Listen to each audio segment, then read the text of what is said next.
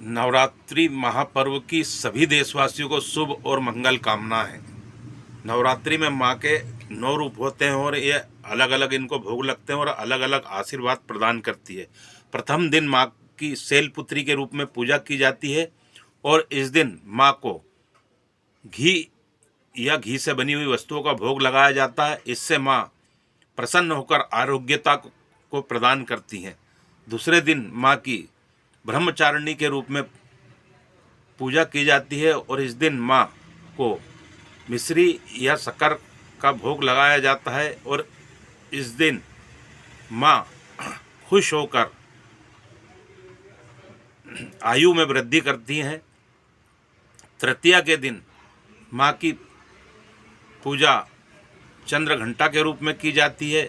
इस दिन माँ को दूध से बनी मिठाइयों का भोग लगाया जाता है।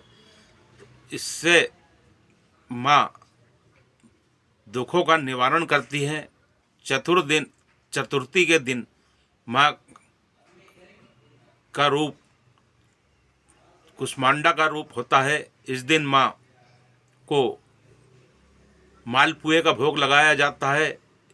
इससे माँ प्रसन्न होकर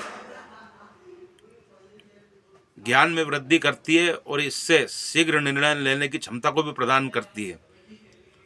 पंचमी के दिन माँ का स्कंद माता का रूप होता है। इस दिन माँ को केले का भोग लगाया जाता है। इससे माँ इस दिन उत्तम सेहत को प्रदान करती है।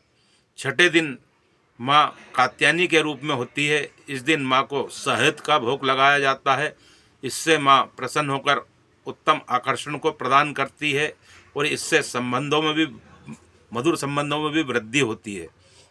सप्तमी के दिन माँ कालरात्रि के रूप में होती हैं और इस दिन माँ को गुड़ या गुड़ से बनी हुई वस्तुओं को भोग लगाया जाता है। इस दिन माँ शोकों का निवारण करती हैं। अष्टमी के दिन माँ का रूप महागौरी का होता है। इस दिन माँ को नारियल का भोग लगाया जाता है।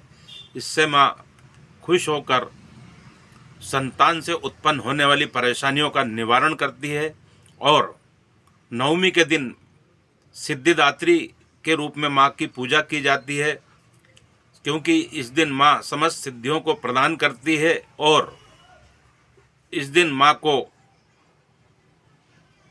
तिल या तिल से बनी हुई वस्तुओं का भोग लगाया जाता है। इससे माँ खुश होकर मृत्यु के भय से मुक्ति दिलाती है। जय माता दी शेरावाली की जय हो। जय श्री महाकाल। ओम हर हर महादेव।